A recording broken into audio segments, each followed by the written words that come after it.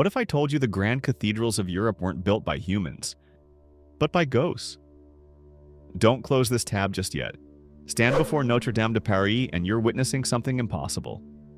Not just beautiful, impossible. The greatest minds in medieval history couldn't have built this with the tools they possessed. Yet it stands defying explanation, daring us to question everything.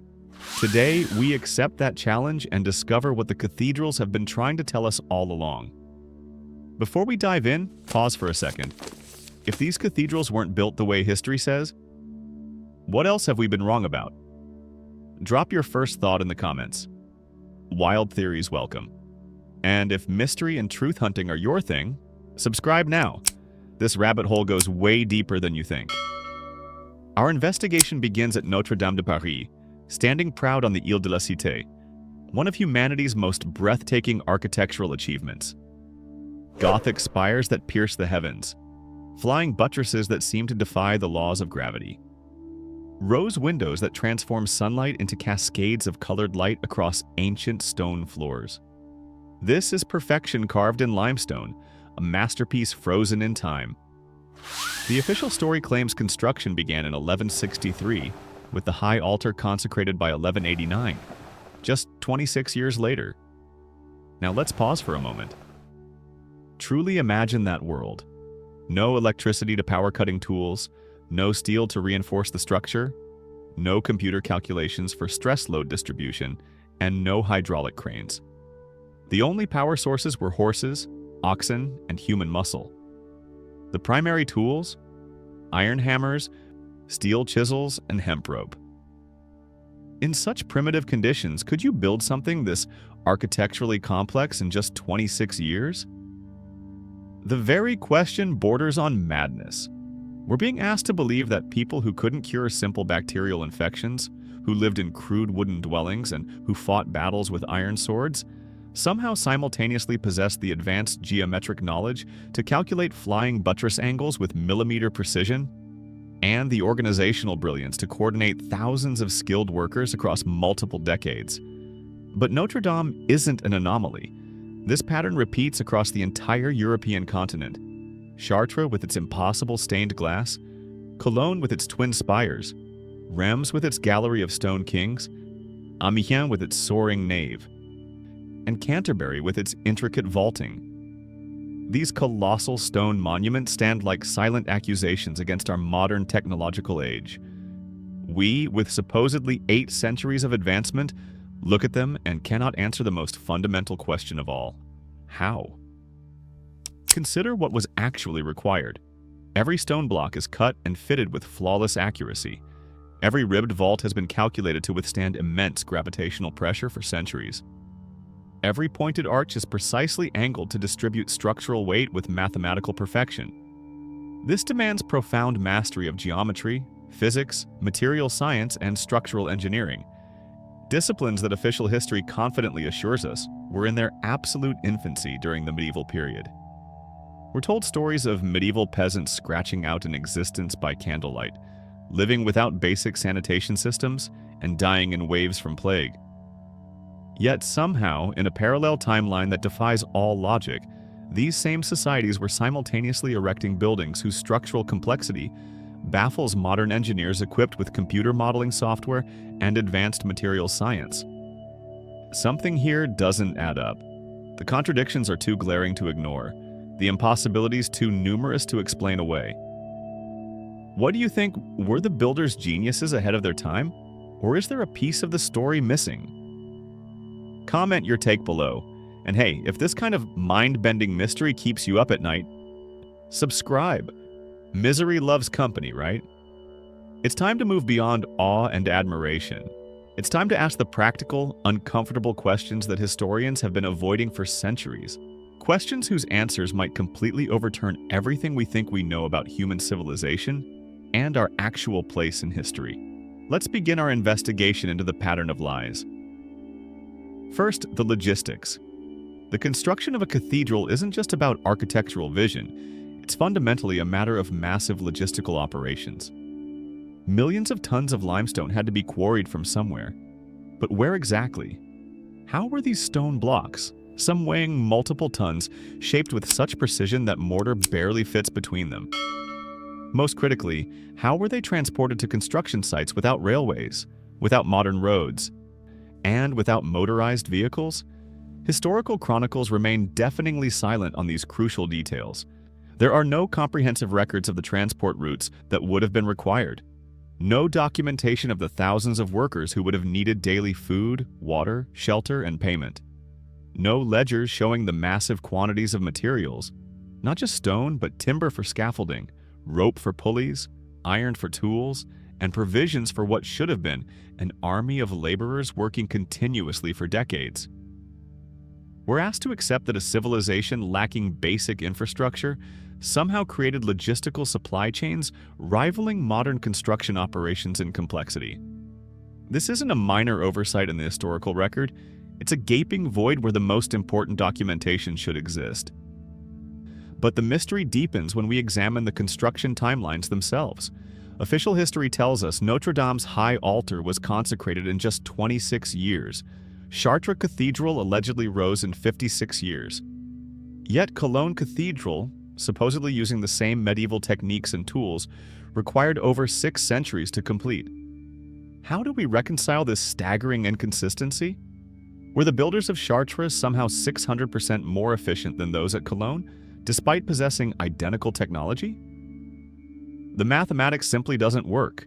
Modern construction projects, equipped with electric tools, steel reinforcement, computer-aided design, and mechanized lifting equipment, struggle to match the construction speeds attributed to medieval builders working with hammers and rope.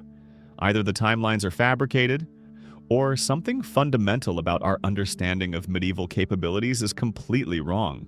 And there's another pattern, one that repeats with suspicious consistency across nearly every Gothic cathedral. Almost without exception, each has an identical origin story. It was built after a fire mysteriously destroyed an earlier church on the same site. Chartres in 1194, Reims in 1211, Cologne in 1248. Cathedral after cathedral shares this convenient narrative of destruction, followed by miraculous rebirth in grander form. What are the statistical odds that so many catastrophic fires would occur at precisely the historical moment when Gothic architecture supposedly emerged as a new style? From a probability standpoint, this pattern strains credulity. These fires serve a very specific narrative purpose. They explain why construction suddenly began on these spots, creating an illusion of continuity that links inexplicable architectural masterpieces to earlier, more primitive structures. But could they be narrative devices, convenient explanations inserted by later historians to make sense of buildings whose true origins were already lost? The questions multiply the deeper we look. Who actually designed these structures? Historical records credit master builders like Jean de Chelles and Pierre de Montreuil for Notre-Dame, but biographical research reveals almost nothing about these men. Where did they train? Who taught them the advanced mathematics required? What earlier buildings demonstrate their skill progression from apprentice to master? The records contain only names, no training documentation, no apprenticeship lineages, and no portfolio of earlier works that would show how they developed such extraordinary capabilities. These phantom architects appear fully formed with knowledge that seems centuries ahead of their time, complete impossible projects, and then vanish from history without leaving evidence of their methods or teaching successors. It's as if later historians simply needed to attach human names to anonymous masterpieces, so they invented plausible-sounding figures and inserted them into the timeline. The most damning evidence comes from structural analysis itself. Medieval manuscripts show construction using wooden scaffolding, treadwheel cranes, and hemp rope. But modern engineers examining these documented tools have reached a devastating conclusion. The physics don't support what we're told happened. Medieval cranes couldn't lift the multi-ton blocks to the required heights. The rope would snap under the loads. The precision positioning required at elevation with wooden equipment and manual labor exceeds what these tools could possibly achieve. This isn't speculation, it's an engineering fact.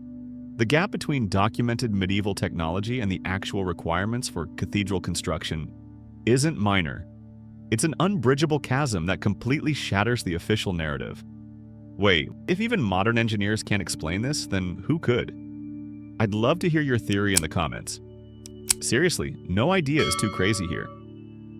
And make sure you're subscribed.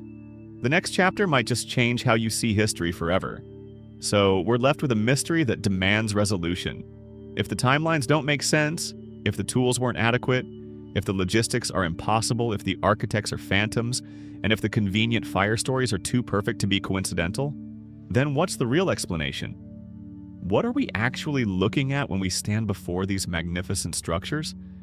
The answer begins to emerge when we examine another suspicious pattern, one that historians have worked very hard to ignore.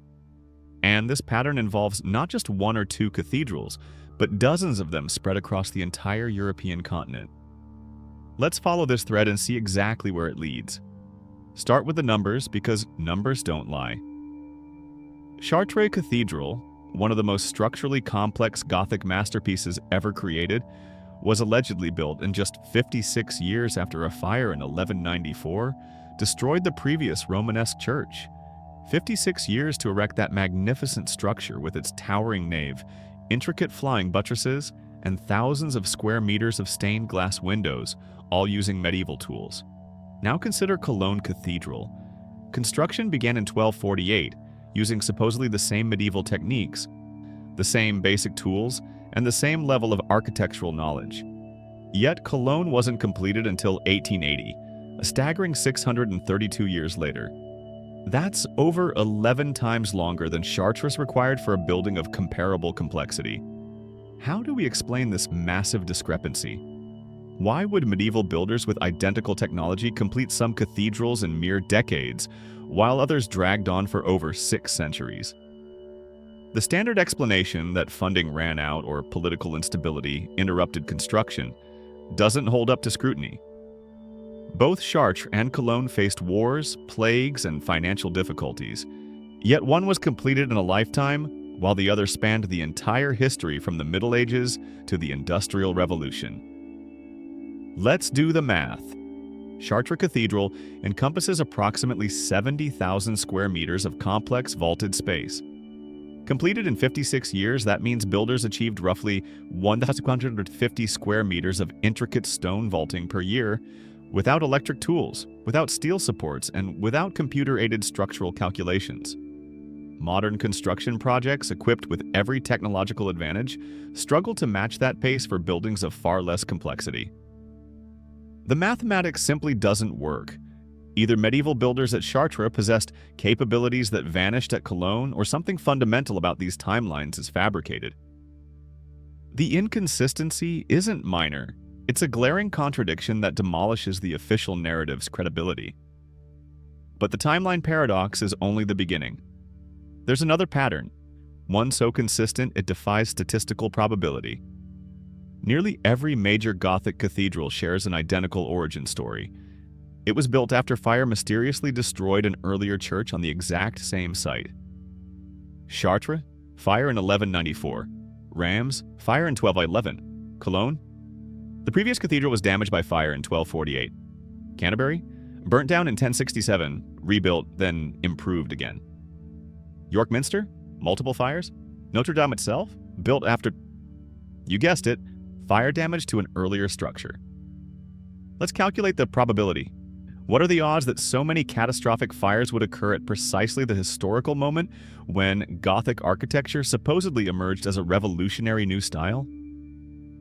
In the span of just 50 years, from roughly 1190 to 1240, dozens of major churches across Europe allegedly burned down, immediately followed by construction booms that produced buildings exponentially more sophisticated than what came before. From a statistical standpoint, this pattern is absurd. Fires severe enough to necessitate complete reconstruction, all occurring within the same narrow historical window, all followed immediately by architectural quantum leaps. The probability approaches zero. These convenient fires serve a very specific narrative purpose. They explain why construction suddenly began on these spots, creating an illusion of continuity that links inexplicable architectural masterpieces to earlier, more primitive structures that we can comprehend. But what if these fire stories are fabrications? narrative devices inserted by later historians who needed to explain buildings that were already standing, already ancient, and already beyond the technological capabilities of the medieval societies that found them. The pattern is too perfect, too convenient, and too universal to be coincidental. The phantom architect problem deepens the mystery. Official records credit Jean de Chelles and Pierre de Montreuil as master masons of Notre-Dame. These are the men supposedly responsible for calculating the precise angles of flying buttresses, for designing the revolutionary ribbed vaulting system, and for engineering structural solutions that still puzzle modern architects. But biographical research hits an immediate wall. Where did these men receive training in advanced geometry? Who taught them the complex mathematics required for Gothic structural engineering? What earlier buildings demonstrate their progression from apprentice to master? The historical records contain only names, no training documentation, no apprenticeship lineages, and no portfolio of earlier works that would show skill development. This isn't simply a case of incomplete records. Medieval guilds were obsessive about documentation. Training, apprenticeships, and master certifications were meticulously recorded because they protected trade secrets and established legal authority.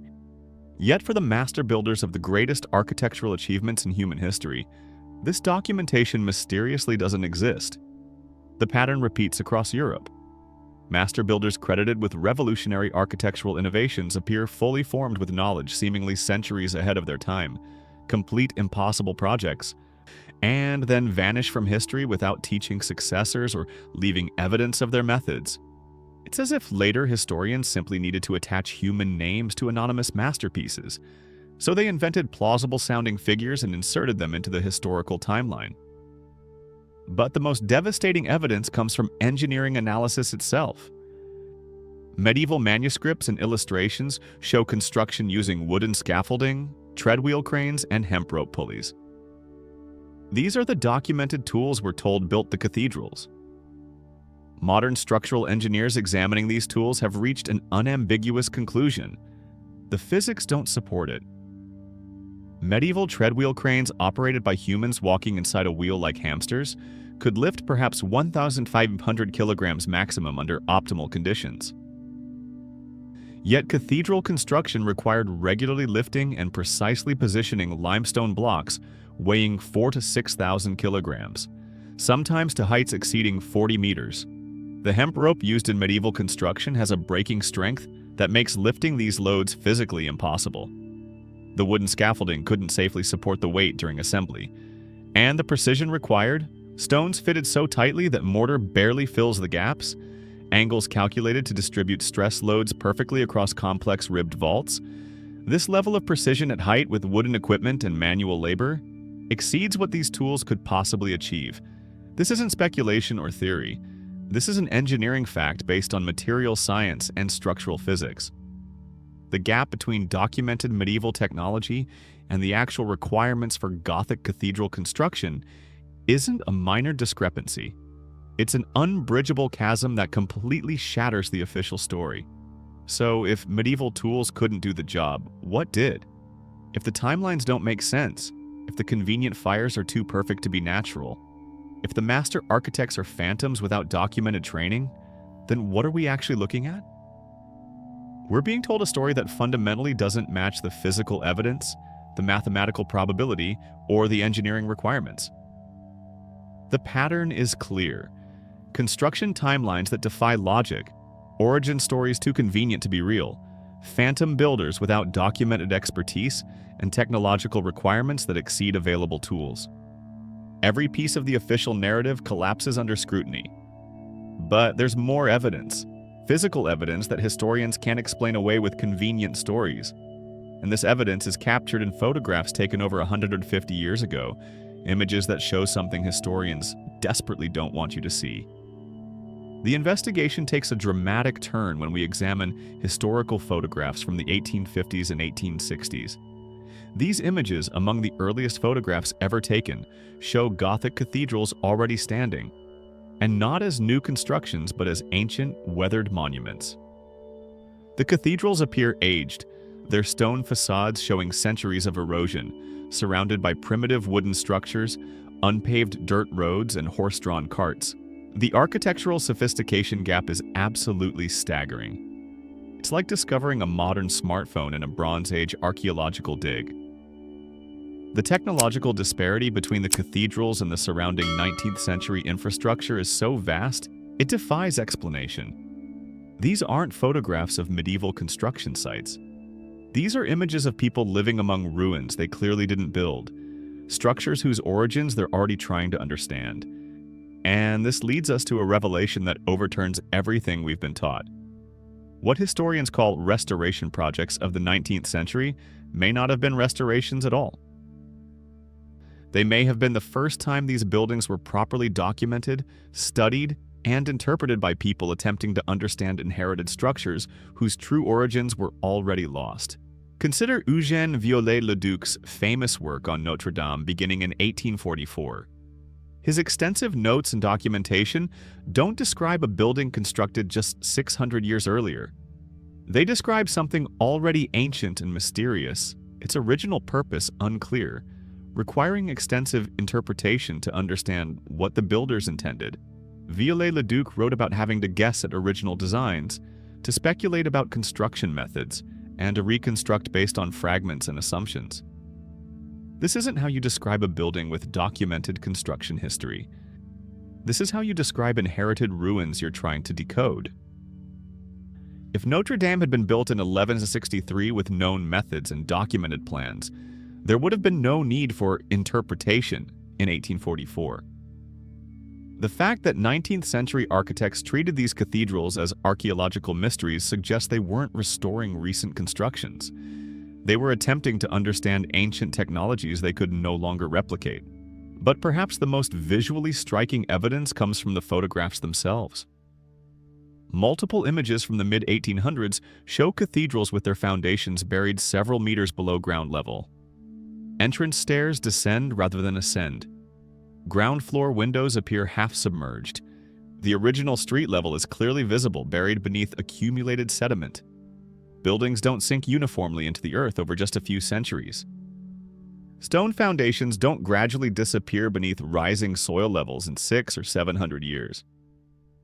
This burial pattern indicates one of two possibilities. Either a massive flood or sediment deposit event occurred, rapidly raising ground levels around these structures, or the buildings are far older than claimed, built at a time when ground level was significantly lower, then gradually buried over millennia as sediment accumulated. Either explanation demolishes the official timeline. A cataclysmic flood event isn't mentioned in historical records from the supposed construction periods.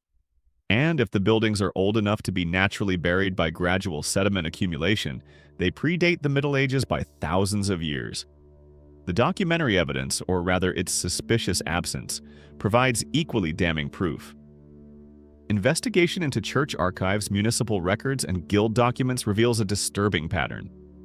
Construction records that absolutely should exist are mysteriously missing for the actual building phases. Where are the payment ledgers for thousands of workers laboring for decades? Where are the receipts for millions of tons of stone, timber, rope, and iron?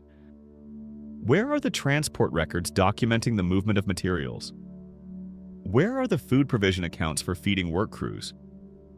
Medieval societies were obsessively bureaucratic about financial records. Guilds, churches, and royal treasuries documented every transaction. Yet for the greatest construction projects in human history, this documentation simply doesn't exist. Documentation only appears for restoration work centuries later. We have detailed records of 19th century repairs, 18th century modifications, and 17th century maintenance. But for the original construction, nothing. The historical void is complete and absolute. Even more disturbing, research into historical societies and academic archives reveals that many construction dates were retroactively assigned in the 18th and 19th centuries by historians attempting to create coherent chronological timelines. These dates weren't based on contemporary documentation. They were estimates, guesses, and scholarly consensus built on assumptions rather than evidence. When modern carbon dating has been performed on original timber structural elements, the results frequently don't match official construction timelines. but these discrepancies are conveniently explained away as replacement timber or repair materials. Any evidence that contradicts the established narrative is dismissed, while any evidence that supports it, no matter how flimsy, is accepted without question. Now the investigation expands beyond Europe, and what we discover is even more impossible to explain.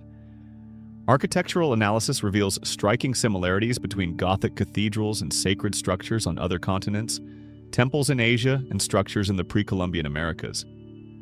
The same pointed arches appear, the same geometric proportions, the same structural solutions to identical engineering problems. These similarities aren't vague or approximate, they're precise. Detailed measurements reveal that cathedrals across Europe, Asia, and even the Americas use identical mathematical ratios.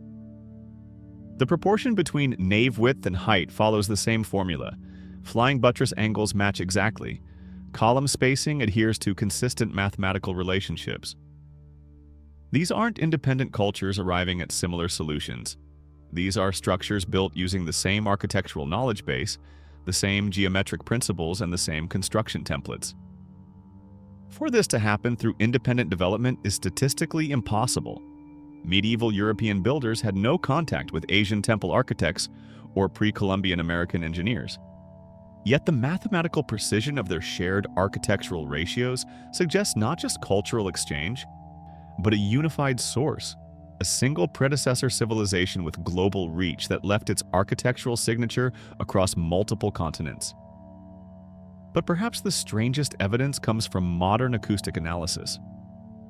Researchers studying the cathedrals with advanced sound equipment have discovered something extraordinary. The buildings were designed with sophisticated sound engineering principles that shouldn't exist in medieval architecture. The dimensions correspond to specific resonant frequencies. The stone composition was selected for particular acoustic properties. The vault heights, the placement of reflective surfaces, and the angles of walls and ceilings, all of it indicates an advanced understanding of acoustic physics. The cathedrals function as massive resonance chambers, designed to amplify and manipulate sound in ways that require knowledge of wavelength physics and harmonic frequencies. This raises a forbidden question. What if these weren't primarily churches at all? What if they were functional technologies, acoustic devices built for purposes we no longer understand? The religious use may have come later after their original purpose was forgotten, when survivors of some cataclysm found these buildings and repurposed them as places of worship simply because they were magnificent and mysterious. The evidence is overwhelming and undeniable. Photographs showing ancient structures among primitive 19th century infrastructure. Buried foundations indicate either cataclysm or extreme age. Missing construction documentation. Retroactively assigned dates. Identical mathematical ratios across supposedly isolated cultures. Sophisticated acoustic engineering that shouldn't exist in medieval technology.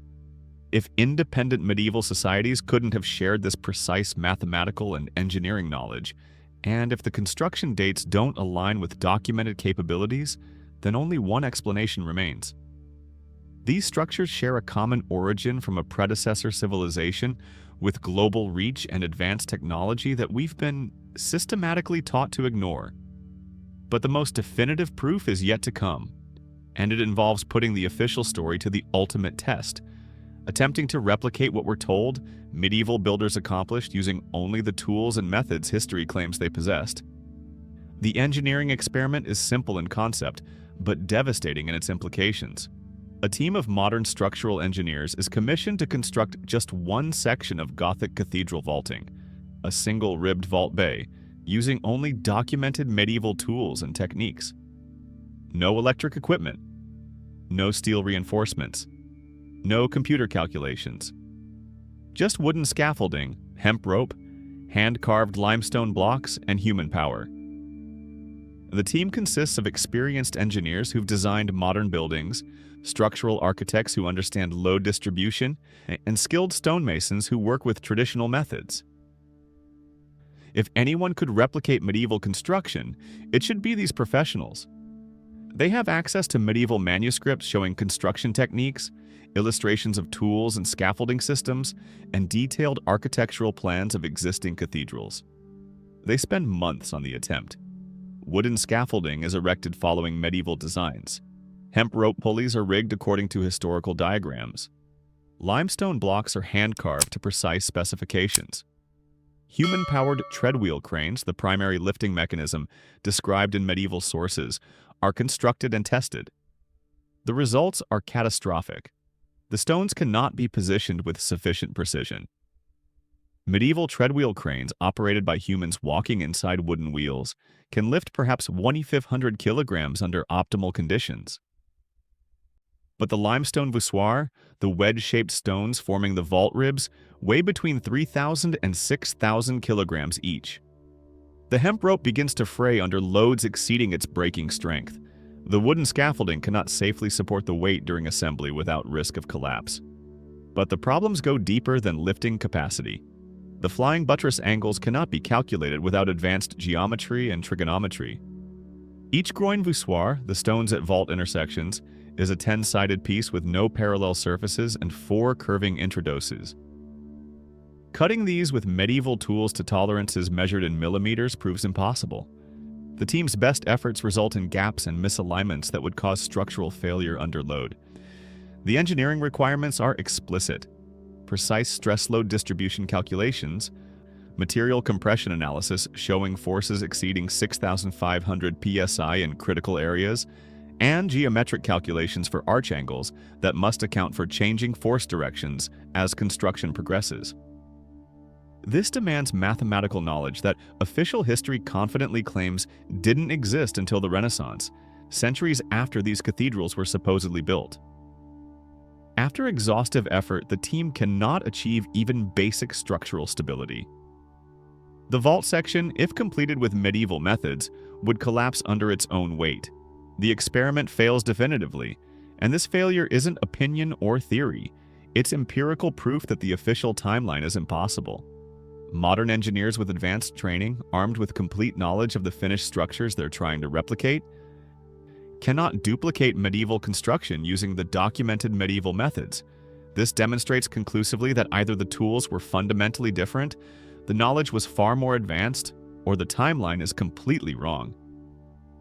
Returning to archival research deepens the impossibility. Contemporary written records from the alleged construction periods make virtually no mention of these massive building projects. Monastic chronicles that meticulously document daily life, recording harvest, weather, and minor local events, somehow fail to mention the decades-long construction of colossal cathedrals supposedly being built in their communities. Royal court records and merchant guild documents, obsessively detailed about finances, trade, and taxation, contain no references to the enormous logistical operations that would have been required. Where are the records of quarrying millions of tons of stone? Where are the transport manifests? Where are the payment records for thousands of workers laboring for decades? The documentary void is absolute and unexplainable. It's as if historians of later centuries simply inserted construction dates into a historical vacuum, assigning timelines to buildings that were already standing, already ancient, and already mysterious. Having systematically demolished every aspect of the official story, we're forced to confront the forbidden alternative. These cathedrals are not medieval constructions. They're remnants of a technologically advanced pre-medieval civilization that was destroyed in a global cataclysm. The survivors of this catastrophic event, reduced to primitive conditions, found these structures already standing, inhabited them for shelter, repurposed them as churches, and over generations completely lost the knowledge of how they were built. This explains everything the official story cannot. It explains why the buildings show advanced engineering beyond medieval capabilities. It explains why they're buried several meters below the current ground level. It explains why construction records don't exist. It explains the weathered, ancient appearance in 19th century photographs. It explains the global architectural similarities, suggesting a unified source civilization. But what about the construction methods themselves? If medieval technology couldn't build these structures, what did? Evidence points toward lost construction technologies that sound like science fiction but may be forgotten. Science fact: acoustic levitation, resonance-based stone manipulation, and physics-based methods utilizing sound frequencies to move and position massive stones with precision. Ancient texts contain cryptic references to singing stones and sound that moves mountains. Egyptian legends describe priests using vocal tones to levitate blocks. Tibetan manuscripts detail acoustic methods for moving heavy objects. What if these weren't metaphors or myths, but literal descriptions of technologies our advanced predecessor civilization developed and we've since lost? The acoustic engineering built into the cathedrals, the precise resonant frequencies, the sophisticated sound manipulation properties, suggest these buildings may have been constructed using sound-based technologies, then later repurposed by survivors who no longer understood their original function. If these buildings weren't constructed in the Middle Ages, when were they built? Geological evidence, weathering patterns, and foundation burial depths suggest these structures could be thousands of years older than claimed, predating not just the Middle Ages, but potentially predating recorded history entirely. They may belong to a sophisticated global civilization that existed before the last major cataclysm, reset human civilization, a civilization later erased from historical memory or deliberately suppressed. Which raises the ultimate question: why would this truth be hidden? The motivations are clear and disturbing. Religious institutions claim divine inspiration for buildings they merely inherited, using them to legitimize spiritual authority. Political powers connect themselves to ancient heritage to justify their rule. Academic establishments protect careers built on false timelines. Admitting error would invalidate decades of scholarship and collapse entire fields of historical study. But perhaps most disturbing, there may be deliberate suppression of evidence that would fundamentally challenge our understanding of human civilization's age, sophistication, and cyclical nature. If advanced civilizations have risen and fallen before ours, if we're not the first technological society on this planet, then the entire narrative of linear human progress collapses. That truth threatens power structures built on the assumption of our unique advancement. The evidence is irrefutable. If medieval people with primitive tools couldn't have built these cathedrals, and if we, with all our modern technology and engineering knowledge, cannot replicate their construction using the methods we're told they used, then what does that say about the story of human history we've been taught since childhood? The cathedrals stand as irrefutable witnesses to a truth official history cannot accommodate: that our past is far stranger, far more advanced, and far more mysterious than we've been allowed to believe. These aren't just beautiful buildings, they're evidence, physical proof that challenges everything. These structures weren't built by the people whose names fill the history books. They're inheritances from a lost world, silent monuments to a civilization that achieved technological heights we're only beginning to suspect. And if the official story lied about this, about the most visible, most studied, most documented architectural achievements in Western history, then what else have they hidden? The question isn't whether you believe this. The question is what you're going to do now that you know. Because once you see it, you can't unsee it. The contradictions are too glaring, the evidence too overwhelming, and the official explanations too inadequate. The cathedrals were never built by medieval peasants with hammers and rope. And if they lied about this fundamental aspect of our past, what other truths have been systematically erased from our collective memory? Subscribe to uncover more hidden truths. Because this investigation is just beginning, and the rabbit hole goes far deeper than anyone imagined. So tell me, if these cathedrals weren't made by humans, who do you think built them? Leave your answer in the comments. I'm reading everyone. And if your mind's as blown as mine, stick around. We've only scratched the surface. If you enjoyed this, my next video takes you inside another discovery that's even stranger. It's already live on the channel. Check it out next.